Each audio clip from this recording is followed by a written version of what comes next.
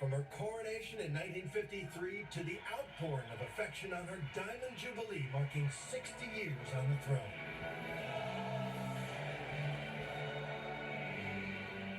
So much history, so many indelible moments.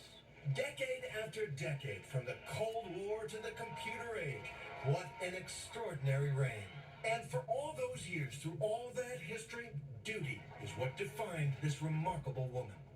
She was born in 1926, a little princess, Lilibet her family called her, who was never expected to become queen until her uncle, the Playboy King Edward VIII, abdicated the throne to marry an American divorcee, and her father then became King George VI.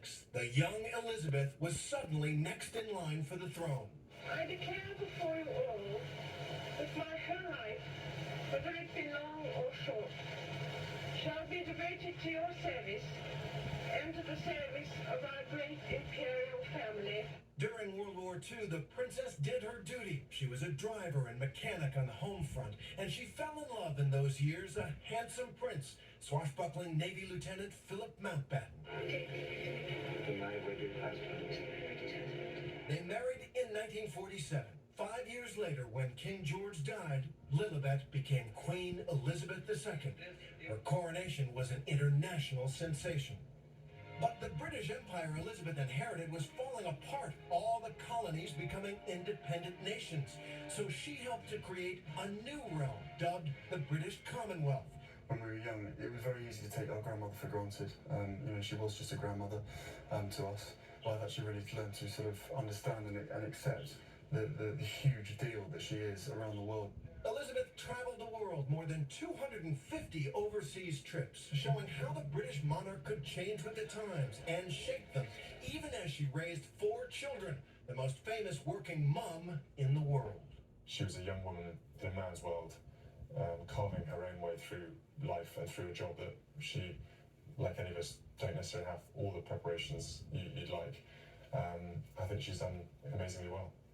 Queen Elizabeth reigned through over a dozen American presidents and just as many British prime ministers. Her first was the formidable Winston Churchill, proving a savvy stateswoman and a constant leader on the world stage. The years brought their ups and downs. The wedding of Prince Charles and Diana seemed to be a highlight, and Elizabeth watched as her daughter-in-law captivated the world in the 1980s. But when that marriage collapsed so scandalously, many Britons began to doubt the relevancy of the monarchy itself. When Diana was killed in a car crash in Paris, Elizabeth stayed in Scotland with her family. As waves of grief rolled over Britain, the Queen was seen as unsympathetic, and public anger at the royal family reached a fever pitch. And then she returned and joined her people in mourning. What I say to you now, as your queen and as a grandmother, I say from my heart. First, I want to pay tribute to Diana myself. She was an exceptional and gifted human being. As monarch, Elizabeth maintained tradition and yet moved just enough with the times. Who can forget her appearance alongside 007 Daniel Craig at the London Olympics? It was a rare moment of public fun from a woman who prized dignity, but her family knew a different side. If you do ever have problems, you can share them with her and she will listen and she will try and help. But otherwise, she sort of lets you get on with your own life and carve your own path. Perhaps one of Elizabeth's proudest moments, Prince William's marriage to Kate Middleton in 2011, a wedding that united the British people and breathed fresh life into the monarchy. 2 years later, the Queen would welcome the newest heir to the throne, Prince George, and later Princess Charlotte and Prince Louis.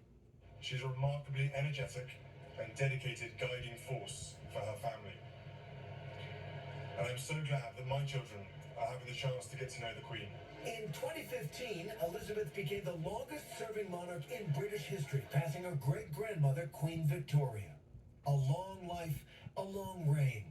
She watched with pride as the next generation celebrated milestones, and she endured the disgrace of her son Andrew's public scandals that saw the Queen strip him of his military affiliations, royal patronages, and the title of His Royal Highness.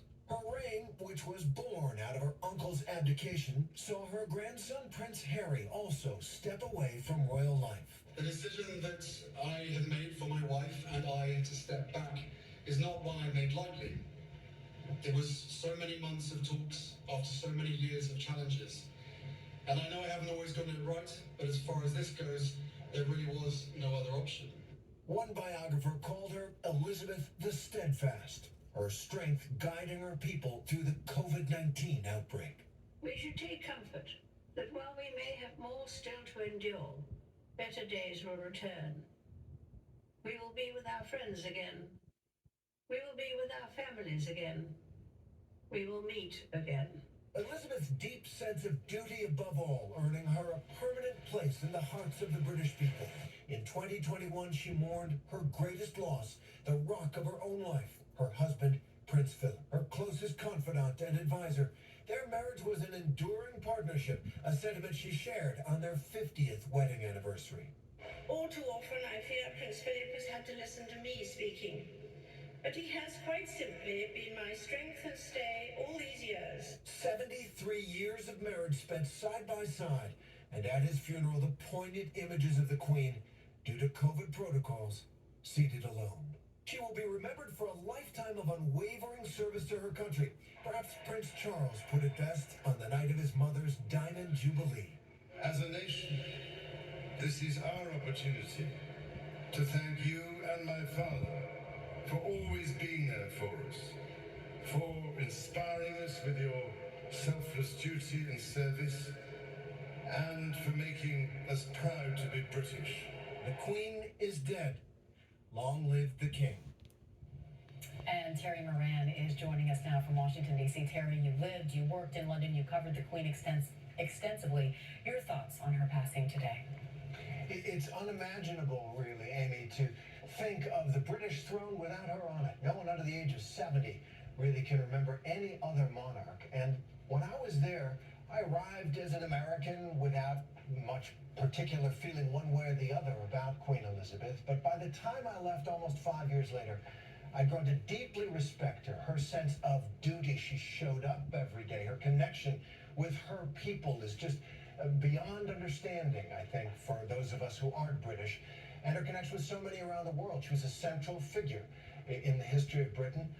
It's a different country. The world's a different place without her. And the last thing I'd have to say is you saw in her later years, what I think people who know her best, knew her best, said was characteristic of her. She loved the job.